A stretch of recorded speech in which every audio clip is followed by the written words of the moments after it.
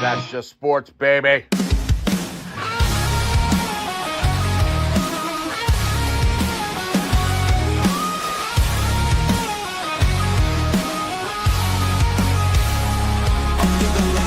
Crowd goes wild. Strawberry ice, bringing fire and style.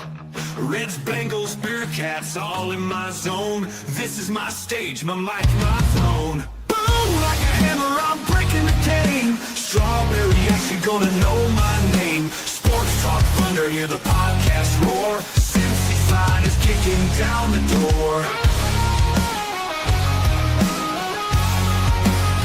Step into the ring where the passion ignites.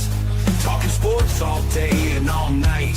From the field to the court to the roaring stands. Strawberry ice with the world in my hands. Boom, like a hammer, I'm breaking the game. Strawberry ice, you're gonna know my name. Sports Talk Thunder, hear the podcast roar. Cincy's Fine is kicking down the door.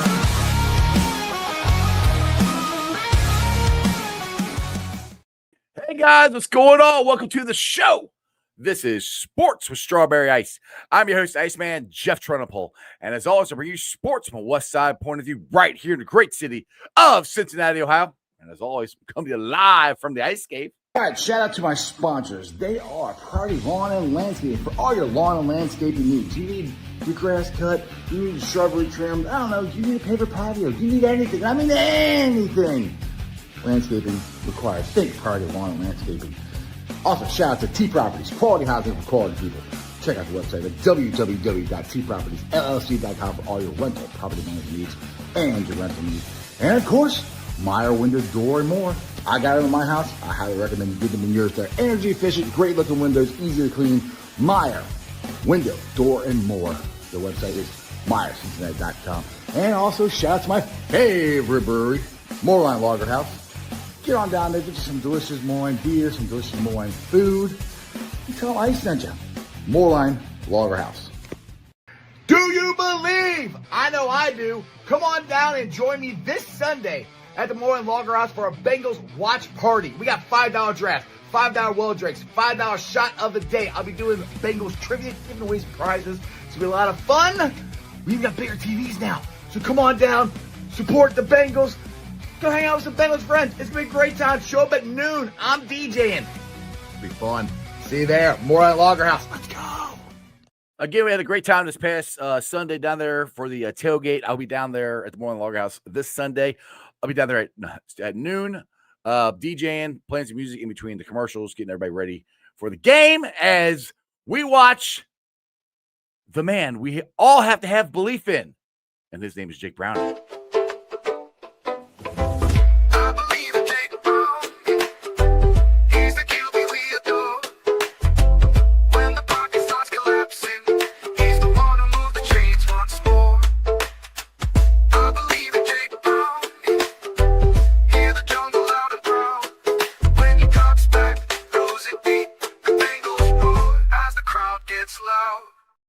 Now, I know we're doing the show really early today, but when you get a guest like Jeremy Rauch from Fox 19, who, by the way, is one of the best beatboxers I've ever heard my entire life. I got to give him credit for this. He was doing it last night at Bengals Now. And if you have not been able to get down to Bengals Now on Wednesday nights at Newport on the Levee, you don't know what you're missing. But right now, let's get to Jeremy Rauch. What's up, Jeremy? What's up, man? You're the freaking best, Ice. I love it. Glad to be on the show. Thanks for the bump on the beatboxing. I played drums for about 25 years, and something that I did to annoy my friends when I was learning the drums or before I started playing drums was constantly trying to make drum noises with my mouth. My gosh, it was annoying and obnoxious, and they put up with me. And so, yeah, Hey. That's one thing I go to. It worked, man. Back in the 80s, I tried to beatbox, the Fat Boys and that back in the day, and I sucked at it. I was not good whatsoever at it at all.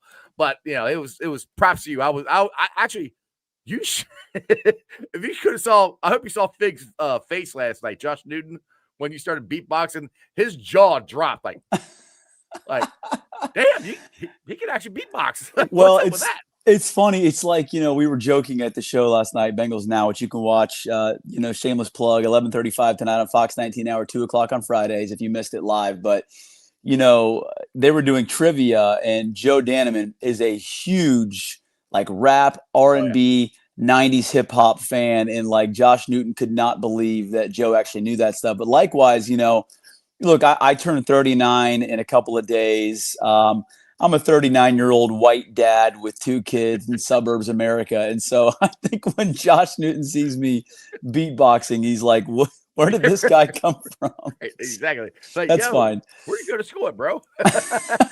So that's cool. Yeah, like I said, it's an absolute blast down there. So make sure you guys get down there and check out Bengals Now. But by the way, speaking of songs, you said we talked a little bit about it last night. Did you like my Jake Browning song? I mean, okay. So here's my question. You sent this to Joe and I said, dude, that's hilarious. I love the lengths you went to in that. Is that AI produced? How did that come? Okay, yeah, it's all AI. I went to ChatGPT. Okay. And I said, hey, make me a Jake, I believe in Jake Browning song, because there's a wrestler, and I can't think of his name right now. And he has a song. It's called I Believe in Joe Henry. He's a Joe Henry. I think he wrestles in TNA. I don't know if you're a wrestling fan at all. So he's got a song that says his interest is I believe in Joe Henry. So I'm like, well, can I do a version of that with, except I believe in Jake Browning, and ChatGPT came up with the lyrics. And then I went to the other AI that I have and plugged them in there, and it made the songs. They made a couple different versions of it. This is I don't know if it's cooler of the two, but it's one that kind of I thought would stick in your head. So no, it's good. It's got a catchy jingle, and I like the reggae kind of vibe to it with the beat. Like it's got a fun sound. Yeah, I am not musically inclined whatsoever, so I had no shot of ever making this. Or if anybody on this podcast has ever heard me sing, they know I suck at it. So, so I other than typing in a couple things, that's all I had to do with it. But speaking of Jake Browning. And I've been putting it out there that I don't think it's all doom and gloom that Joe is gone. I mean, it sucks that Joe's gone, obviously. The hope is he'll be back in 3 months. We'll see if he is or not. But I think there's a chance that Jake can keep us afloat and in the potential playoff race because he's done this before. Zach Taylor and Dan Pitcher were both here. Pitch was the quarterback coach then. They know how to run the offense with Jake Browning now, because if you remember back then, when they first did it, they tried to run it just like they did with Joe Burrow, and it didn't work. But when they dumbed it down, schemed it better for Jake, we won a couple games, and he won the AFC Player of the Week at least once. So that's where I'm like, it might not all be doom and gloom now. The offensive line, defense, everybody's got to play better. But where's your headspace at as far as the Bengals now?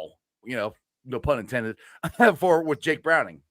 So I think from the outset, you have to feel at least decent about it. I mean, number one, you have in your back pocket the fact that Jake Browning, despite throwing 3 interceptions on Sunday, leads the comeback and leads that 92-yard game-winning drive against the Jags. So that's in your back pocket. You can add into that, as all of you fans know watching, that he was 4-3 as a starter in 2023, won 4 of the last 6 games for the Bengals that year to get to 9-8. So I think those things are baked in. And also you have to understand, like if you look around the league at other backups and scenarios and what it would look like and what it has looked like, there are a lot of times where a backup steps in and that is officially the end of the season, right? If a quarterback is done for a long time or for the season, you know it's not going to go well. I think back to times with the Dolphins who they're not good anymore.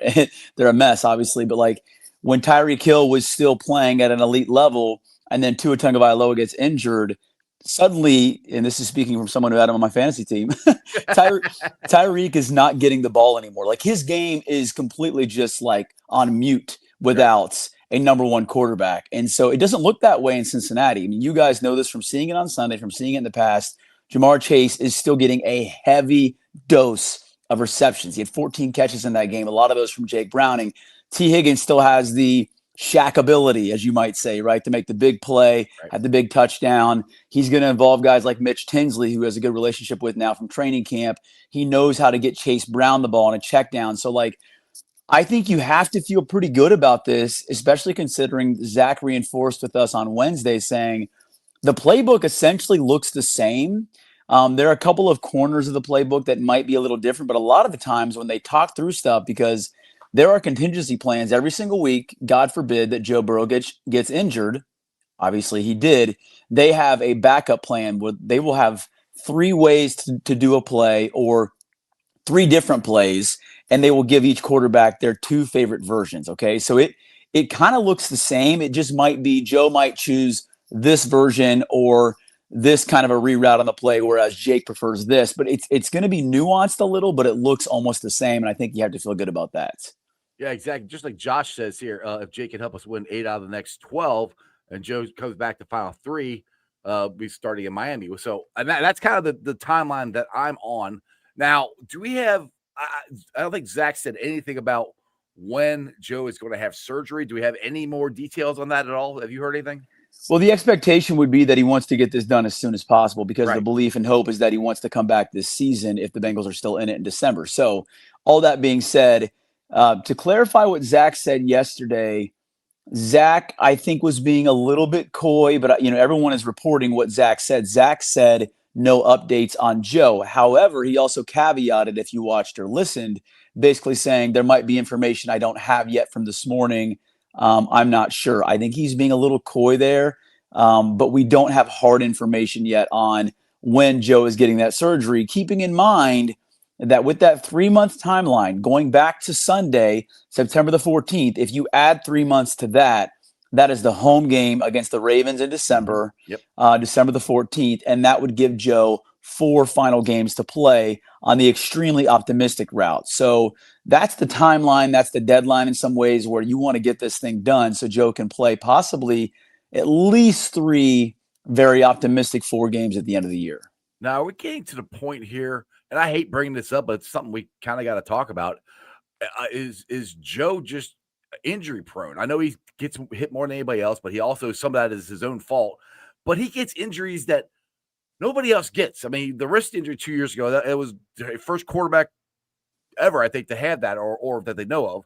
This turf toe, most time you get a turf toe, yeah, it hurts, but they can play through it. Joe's, of course, tears. Now, I mean, it's not Joe's fault, but I've kind of started to compare it to, like I said, I'm old, I'm 50. I remember Eric Davis back in the 80s, who, if you look at his 87 season, was unbelievable. And then after that, he kept getting hurt. Or Ken Griffey Jr., when he got here, he had one really good, healthy year in 2000, and then the rest of the time he was hurt most of the time. Is Joe kind of getting to that point? Can we actually cave in and say, yeah, maybe Joe is a little injury prone? Well, in his 6th year, I think this is kind of true for any player in any sport. Anytime you could play the game of operation with injuries on a player, which you can with Joe Burrow, when you think about the calf, the appendectomy, the wrist, the knee, and now the toe, like, you basically can play operation with Joe Burrow's body and what he's gone through. So, like, that's, yes, he is injury prone. Is it the fault of others around him that he has had so many injuries? Yes, partially so. But it's also bad luck. And you don't get the injury-prone title because you want to be injured. No one wants to be injured in this game. And it's unfortunate, and it's terrible for his family, for his parents. It's terrible for Joe, for the organization, all those things. But, again, nobody wants that label. But when you have potentially 3 season-altering, season-ending injuries in 6 years of playing football in the NFL, you certainly do have that label. And also understanding that injuries played a key role in his career at Ohio State as well. So this is going back to college as well. This is not a short form story. It's a long form thing now for Joe. It's very unfortunate. He's very unlucky. These are the weirdest things. And just to caveat what you were saying about the toe and turf toe, when I initially had conversations, as soon as Joe got the MRI, I was having conversations right after the game with a couple of sources inside the building. And their initial belief was, and I didn't say this yet because I didn't know yet, but their belief was grade 2, 4 to 6 weeks. But exactly, right? And that would have been normal. That would have been what you would expect in that situation. But upon further review, as it came out later in the night, the worst case scenario was surgery was needed. So that's the hard thing. He's not getting an ankle. He's not getting these little dings. These are things that need surgery and that alter an entire season. Yeah, exactly. Hey, we got a $5 super chat from Dustin. Appreciate it here. It says, what do you think of the sentiment is ownership and investment in Burrow. It has to have it has had to create some sort of unhappiness, maybe even with the coaching. Yeah, I mean, that's a difficult question to answer. What do you think the sentiment is with ownership and investments in Burrow? I don't. It's Let like me Jeremy reads for a living or something. let me just put it this way, okay? Let me just like back the train up because I asked this question to Paul Danner Jr. yesterday and my coworker Joe Danneman watching practice. I said, if you were told from the outset that Joe Burrow would lead you to a Super Bowl in the first 6 years of his career, but you were told as well that he would miss 3 of those 6 years, would you be happy with the investment? And the answer from Joe and Paul was yes, because of the ceiling, because of the potential, because of what you have now and what you didn't have for decades with this organization, with this team on the whole. Like you didn't have belief that this team could win a championship every year, and Joe Burrow gives you that. So the hay's in the barn on that one. He's already made a Super Bowl. He's almost gotten them back. The difficult trade in that is that you're losing out on potential years to win a championship. So what does it look like in the end? If Joe Burrow plays here 12 years, is he out 6 of those 12? Or does he go the next 6 healthy? And this is kind of a one of those things that is not a larger part of his career in the end. Does he end up winning a championship? Any Bengals fan would say, if I had to sacrifice, let's just say 6 of Joe Burrow's 12 years in Cincinnati because he's injured those 6 years, but he wins a title for us, I would gladly take it. And so I think you got to kind of think about it that way. The investment in Joe is that he is a top 3 quarterback in the NFL. Absolutely. Yes. The tax on that investment is a major tax. Like you're living in the best part of town, no doubt about it, but your taxes are massive, right? Like you want to be a millionaire, you're going to pay millionaire taxes. And so that's how I view it with Joe Burrow. Like there's so much upside and potential and championship hope with him. It is worth the investment, but my goodness, when taxes come, it is painful. And here we are.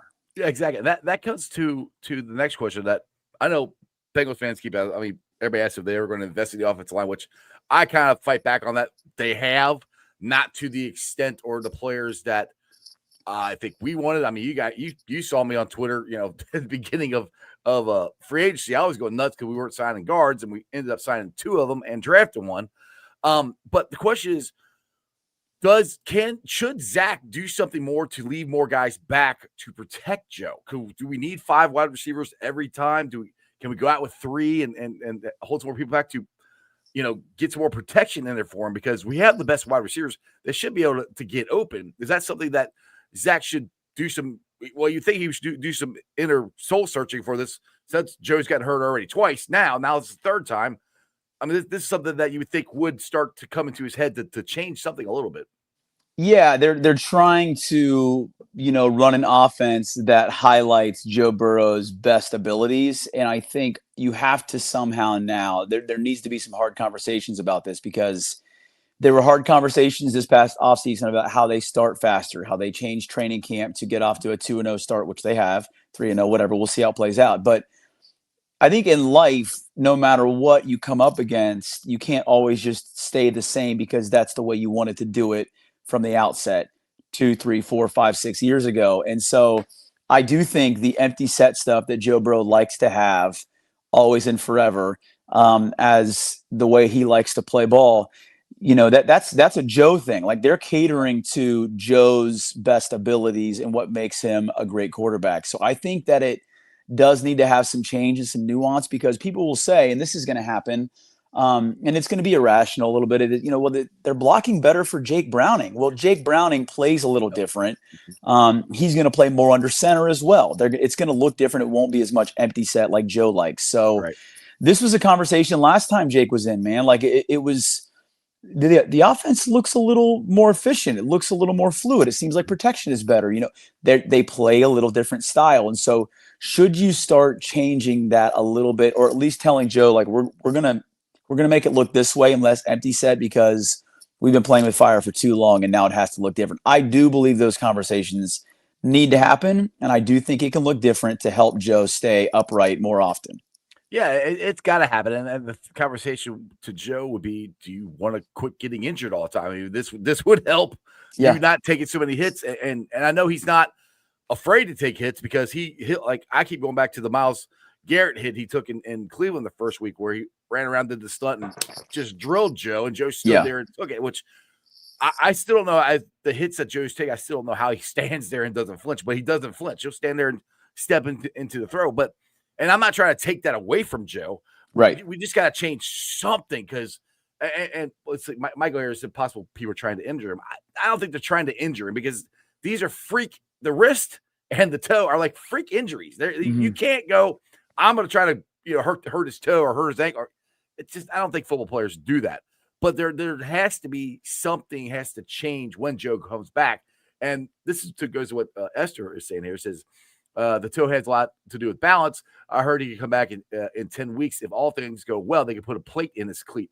Now, I did hear that as a potential if he's like, because James Rapine had a doctor on his YouTube show yesterday, and he was saying if he's like 98% or so, they could potentially put a plate in the shoe to help him come back.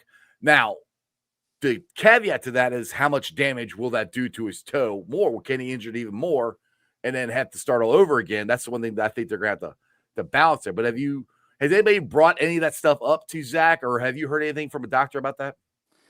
We had a doctor in our show, the day after it happened. I think a lot of the conversations from what I've heard and from reading a lot of things is that 3 months is still, the optimistic look on this. Right. And so, could it be less than that? Possibly. Is Joe extremely driven to get on the field? Yes. Let's play out a weird scenario. Okay. So let's say you threw out a record earlier. Okay. So let's just say the Bengals have played 2 games. Let me do math in my head here. You play 17 games in a season. Let's just say Joe maybe could come back week 16, 17, 18. So 3 games left in the season. So 17 minus 3 is 14. Okay, 12 more games. Let's just say, through 12 games, I'm just going to throw out a number. Let's say the Bengals are 8-4, which is probably really optimistic, or 7-5. Okay, I like optimism. So let's say the Bengals are 7-5 through 12 games with Jake Browning.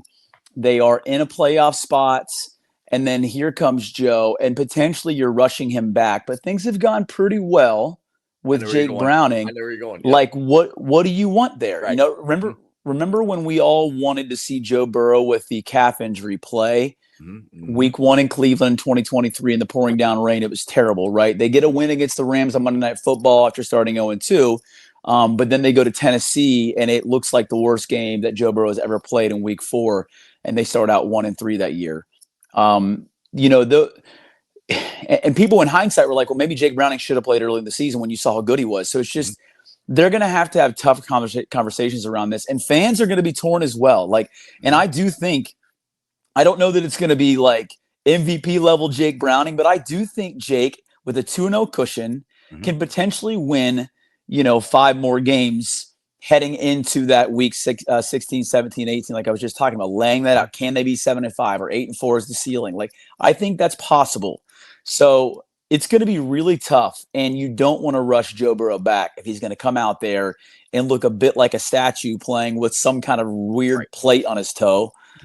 Just to get out there. So those are things that we just have to wait on. I wish I had answers because I know there's a lot of unrest from Bengals fans, as there should be. But right now, hope for the best. Hope that you get to 3-0 and just somehow, some way, find your way to stay in the fight. Yeah, exactly. And that's the same scenario I brought up on yesterday's show. And I hope this happens. I hope we have the conversations of, do you just keep Jake Browning out there since he's playing so good, or do you go with Joe?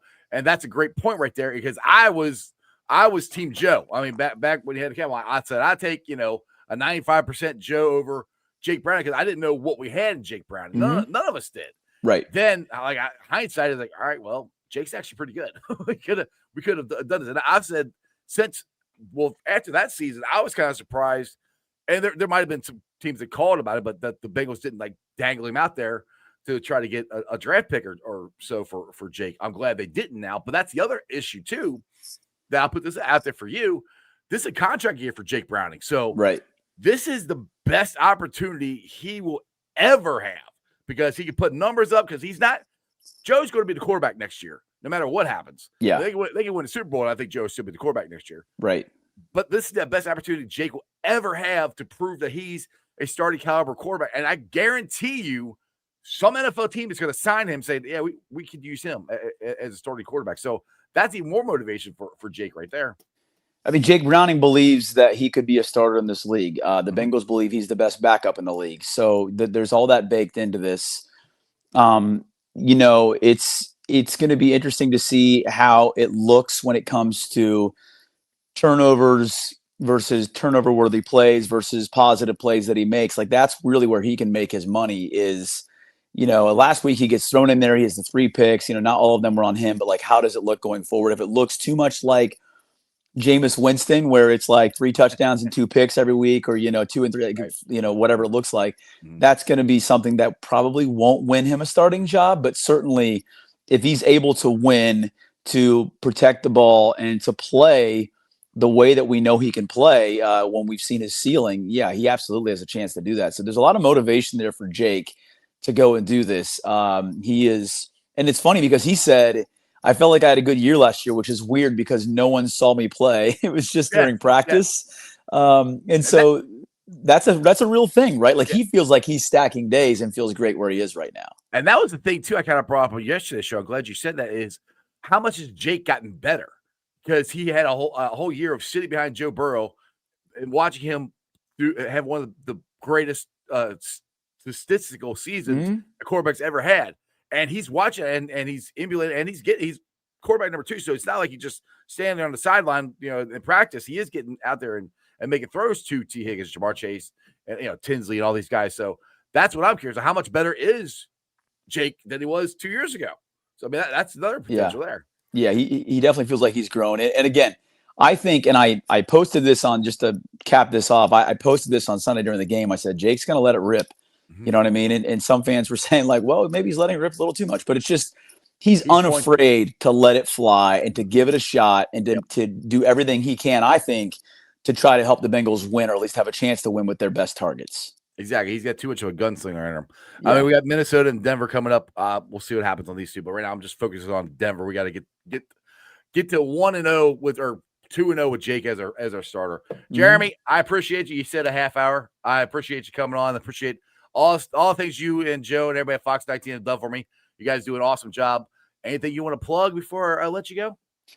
Appreciate it, Ice. It's I would just plug our Friday night final quarter high school football show. It's one of the favorite things that we do. Sometimes college football is on Fox on Friday night, so just look for us after those games. I think this Friday we're on at 11:30 after college football. So check out the high school football show if you haven't. It's a lot of fun. We have a great time. It's a 30-minute show. I would also plug Bengals Breakdown on a normal game week on a Sunday game, like this Sunday night, 11:30 to midnight. We have a half-hour show wrapping up the Bengals game from that week or that weekend. And then the other thing is Bengals Now. Ice knows all about it. Come out, join us, Newport and the Levee. It's a live taping we do, 6 o'clock on Wednesdays. And I don't know next week's guest yet, but I'm going to tease this because it's in the works. A couple weeks down the line, I'm working on T. Higgins coming to the show. And in theory, I have a verbal on that. So we're working on T. Higgins. Stay tuned for that. That will be awesome. I highly recommend everybody get down there and watch it. Jeremy, I know you got to go. Appreciate you, brother. Who day? All right. Thanks, Ice. See ya. All right, guys. Hope you enjoy that as much as I did. Jeremy said he could only give me a half hour. He's a busy guy. I appreciate any time that he can give me. But I was going to go over the schedule a little bit here with him because we kind of talk about this just us. You got Minnesota. At first, I had that at a loss. I think it's a win. And then the whole thing with Denver, with Indianapolis being able to go, or with them being able to go, not go to Denver going to Indianapolis, but Denver lost to Indianapolis. That right there gave me hope that I think there's a shot and we can't go 4-0. If they go 4-0, guys, it's going to be unbelievable. But let's just concentrate. I know I get ahead of myself. I tell everybody just concentrate on Minnesota. We need to go 3-0 against Minnesota. I do think it's a winnable game. It's not going to be an easy game. I got a 27-24 is my prediction. We'll see what happens. But do me a favor. If you guys are looking for a great place to watch the game this Sunday, I got a place. Do you believe? I know I do. Come on down and join me this Sunday at the Moreland Lager House for a Bengals watch party. We got $5 draft, $5 well drinks, $5 shot of the day. I'll be doing Bengals trivia, giving away some prizes. It's going to be a lot of fun. We even got bigger TVs now. So come on down, support the Bengals. Go hang out with some Bengals friends. It's going to be a great time. Show up at noon. I'm DJing. It'll be fun. See you there. Moreland Lager House. Let's go. Again, it's a great time. Call on down there. We'll be giving away some prizes, doing Bengals trivia. And like I said, it's free to get in. And we'll be out there by the beer gardens. And come on down for the tailgate, too. That's 3 hours for every single game. We had a great time down there. Let's get to some of the comments here. Yeah. Natty, right. See, Natty, you got to move back to Cincinnati. Cincinnati, you can come to Bengals now with me. Mike Madden. I think Minnesota's starting running back is also out. There's a lot of guys out for Minnesota. I think there's at least 3. I think when they're starting offensive lineman is out too. So yeah, I agree with Natty. We got to win. We got to go. We got to go 3-0. Like we need to win the games that we can win. Like I said, Minnesota. I think with Jake Brown, we can win. I do think we can beat Denver. I know it's gonna be tough. It's gonna be in Denver. Detroit, I don't know. Green Bay, I kind of doubt. But the thing is, like, the schedule gets tough because you got Green Bay, Pittsburgh, and those two. I think we can beat the Steelers, but we'll see. I'm not confident at all against Green Bay. But in the Jets, yes. Chicago, yes. Pittsburgh, we can beat them. We'll see. New England, I think we can beat them. Then we get into Baltimore. I have my schedule prediction when we had Joe Burrow. I had a sweep in Baltimore. It might be the other way around. Baltimore might sweep us. But either way, it's like there are winnable games here. And I'll preface this like to the Reds. The Reds lost way too many winnable games this year.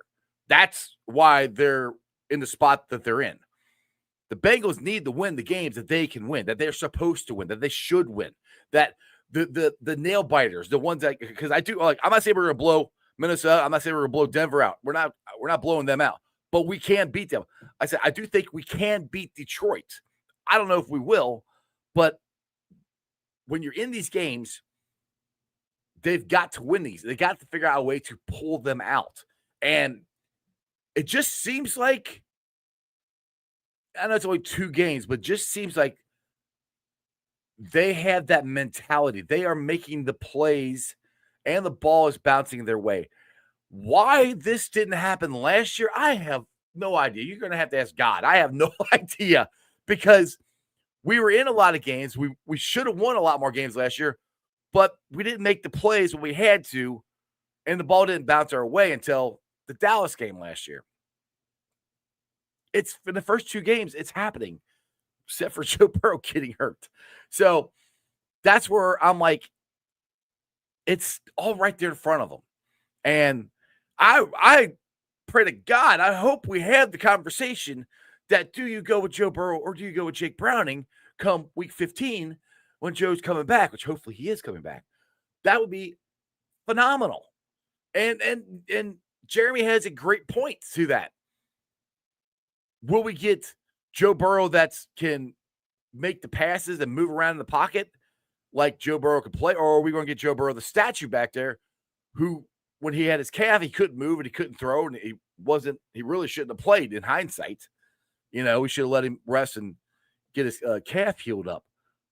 That's the conversation we're going to have, and I am here for it. I hope we have that conversation in December. It'll be awesome. Yes, Natty, you're right.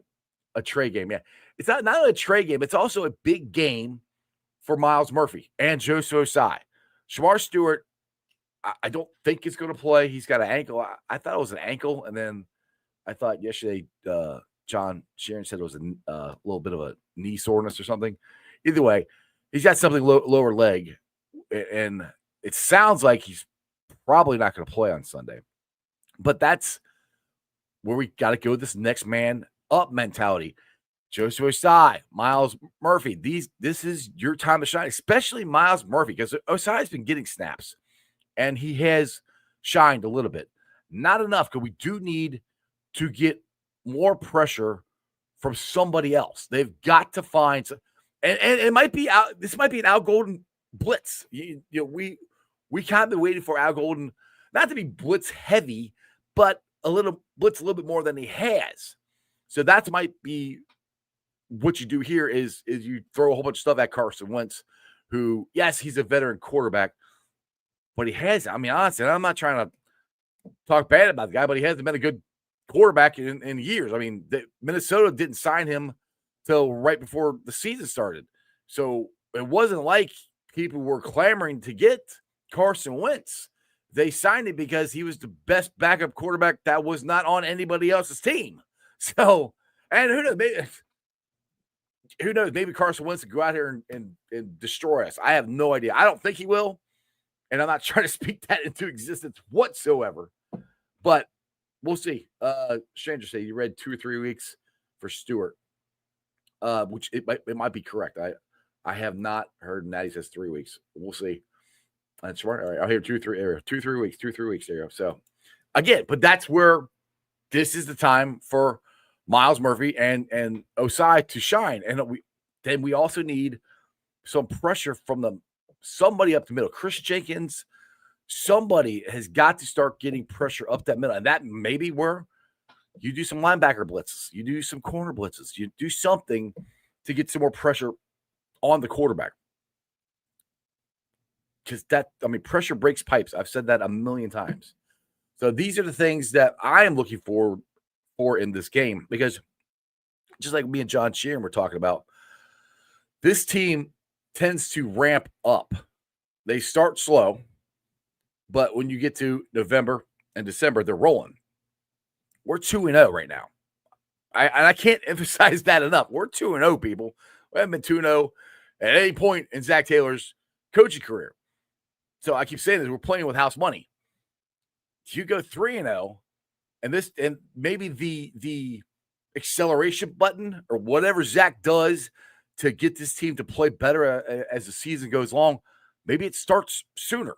Now, you don't want to hit your peak.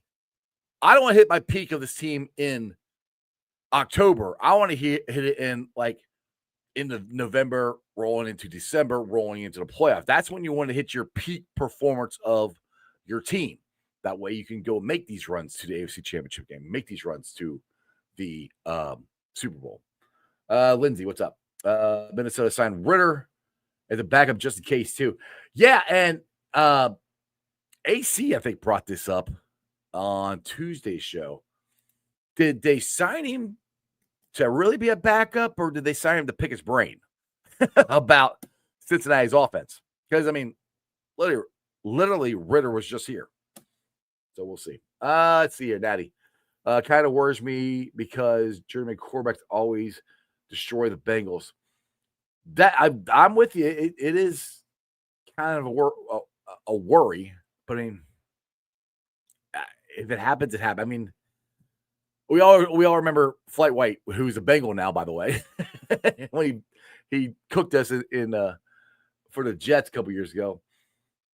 That's the last one I remember as far as a backup really cooking us. I'm sure you guys in the chat will remind me if there's another one, but that's the last one. That was a couple years ago, so maybe we were over that. Who knows? Mike, if the defense contains Justin Jefferson, we will win the game. I'm having a hard time talking today. If the defense contains Justin Jefferson, we will win the game. Well, the way to contain him, get pressure on the quarterback. Yeah, seriously. And I don't know if you can contain Justin Jefferson. It's kind of he's might be the best wide receiver in the game. Is either him or Uno. And I'm not going to argue which one's better. I just think Joe Burrow. How amazing it was that Joe Burrow got to throw both of them on the same team in college. I don't know if you contain him, but you just can't let him have big plays. And the way to do that, to be honest, is like you guys have been saying, run the ball. keep him on the sideline. Have long, sustained drives. I mean, Jake Brown just did a 94-yard drive to win the game. Those are the kind of drives we need. We need long, sustaining drives and score, and obviously get score at the end of it. That's the best way to keep Justin Jefferson from doing anything. Keep him on the sideline. That's where I hope this run game really starts stepping up, because we're going to need it more now than ever. And again, I keep going, and I'm kind of surprised that it's not doing more than it has, because of the way they utilized Chase Brown toward the end of last year. And I don't hear his name getting called as much as I thought he would. So that's one thing. They're going to have to do stuff differently, which they know that. And that's where I come back to. They've been there, done that. They know what Jake Browning can do. They know what the offense looks like with Jake Browning as the quarterback and what he can do. So that's why I keep thinking it's not going to be as bad as we all thought at first. We'll see. Let's see here. Paul Jefferson will just do screens. Hey, if I was Minnesota, I'd just try to get the ball in his hand. That's what I want to do with Jamar. Just get the ball in his hands. Screens, run out of backfield. I don't care. Put the ball in his hands. Natty, the secondary continues to keep getting picks. 2 picks a game is huge. Yeah, and the thing is, Natty, what's cool about it too is they're around the ball. That's what I like. They're not getting beat. They're there. Some of these, they bounced off somebody else and they've made the plays. That is more. I think I don't know if it's more difficult or not, but it's more impressive to me. It's more impressive. It seems more impressive. I would say, instead of reading the eyes of the quarterback and just jumping in front of the route, which would be great. I love to see that too. But being able to have that wherewithal, that's what I'm trying to say, that wherewithal and the readiness to go get the ball. The ball's in the air, and you're making a play on it. That's the stuff we did. Like AC said, we did it in 2005 with that defense. We did it in 2021 with that defense. That's what led us to winning cultures and winning defense. They need to have that, continue to have that. So again, that's why,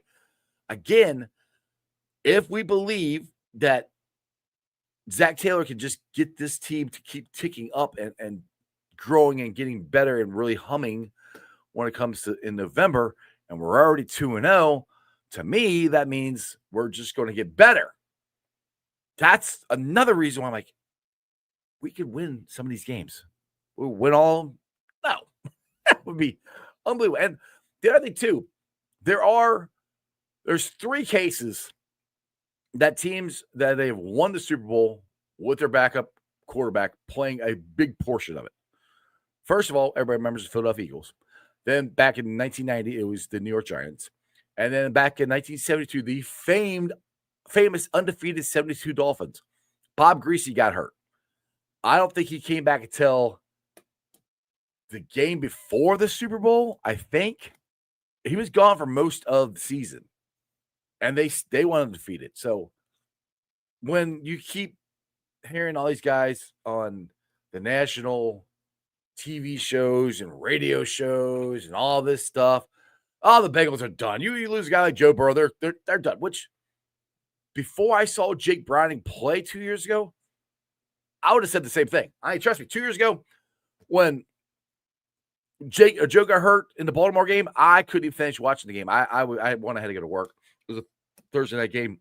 I was so depressed. I'm like, season's over. I can't believe this. And then once Jake started cooking, I'm going, well, maybe we got something here. But again, we were at 500, if I remember. AC, or I think it was AC, said that when Jake took over. We were 500. We're 2 games above. The punter we have is excellent. What? Yeah, I mean, the first week, the punts were not great, except for that last one. Last week, I can't even remember. I think the punts were good. Let's see, Natty. As long as special teams keep playing, great. The Bengals will have a chance. And all these special teams have played very well. I will say that. And they have been a sure tackling team. I think in general. Well, I don't know about you guys. I'll ask you guys. Have you noticed that the Bengals in general, I think, are tackling better this year than they were last year or last 2 years? I think because, like I said, in training camp, I saw them doing different tackling drills that I have never seen them do before. And I think it's starting to show up because most of the time, guys are not getting away from them. They're not going to make every tackle, but they're making a lot of them. So I'm curious, have you guys noticed, do you think the tackling has gotten better? Or am I just got my orange-colored sunglasses on again? But it seems like it's gotten better to me. We'll see. Anyway, let me get to this. I'll be back after a short message. All right, shout out to my sponsors. They are Priority Lawn and Landscaping for all your lawn and landscaping needs. You need your grass cut, you need shrubbery trimmed, I don't know, you need a paper patio, you need anything. I mean anything. Landscaping required. Think Priority Lawn and Landscaping. Also, shout out to T Properties, quality housing for quality people. Check out the website at www.tpropertiesllc.com for all your rental property management needs and your rental needs. And of course, Meyer Window, Door, and More. I got it in my house. I highly recommend you get them in yours. They're energy efficient, great looking windows, easy to clean. Meyer Window, Door, and More. The website is MeyerCincinnati.com. And also shout out to my favorite brewery, Moreline Lager House. Get on down there, get you some delicious Moreline beer, some delicious Moreline food. And tell them I sent you. Moreline Lager House. We got a big challenge coming Sunday. And this is for me to Houday Nation. Let's all stick together, okay? I'm really tired of seeing Bengals fans argue with Bengals fans over the silliest stuff, over if we should trade for this or trade for that, blah, blah, blah. Mike Brown should have done this. Front office. Do you want them to win? Let's just cheer them on. I mean, we have hope. There is hope for this season. It ain't over yet. Jake Browning, I think it's going to be good. We still got Uno. We've still got T. We've got Trey Henderson. We've got a really good, young, up-and-coming defense, I think. There's a lot to still be excited about with this team. So I'd really like to make a plea to Houday Nation on the Facebook groups, Twitter, all that stuff. Stop arguing. I mean, if you want to have a debate, cool. But when it starts getting to the point where everybody's getting upset and calling each other names, just stop. Just take a step back and just relax. It's football. We're all rooting for the same team, you know? And we're all going to be extremely happy because we're going to win Sunday. I think that's going to happen. A couple more things here. Yep, you're right, Daddy. Trust in JB6. Mike, I was wondering if Gesicki has a small injury, doesn't seem to be getting as much snaps. That might have to do with Noah Fant, too. Because Noah Fant, you can put him out there on every down, and you can disguise what you're doing. Gesicki's out there most likely passing the ball. That's about it. I mean, I don't know of a injury. He had something in training camp, so maybe there is something a little left over from whatever he had in training camp, which I can't remember what it was right now. But it doesn't seem like anything big. But I do think a lot of it has to do with Noah Fant and how valuable he is because he's a all-around tight end. That's just my thoughts. Anyway, guys, thanks for joining. I know it was early today. Tomorrow should be at the normal time. I think Dale's going to be on. Be a fun Football Friday or a Houday Friday. However you want to do it. I got to reach out to Dale, make sure he's good for tomorrow. So you guys enjoy yourself. Remember one thing and one thing only, and that is Houday for life. BWO, baby. Bengals World Order. Us versus everybody. We can do this. And that's just sports, baby. See ya! Another great show. You guys still here? The show's over. You can come back tomorrow. I'm out of here. See ya.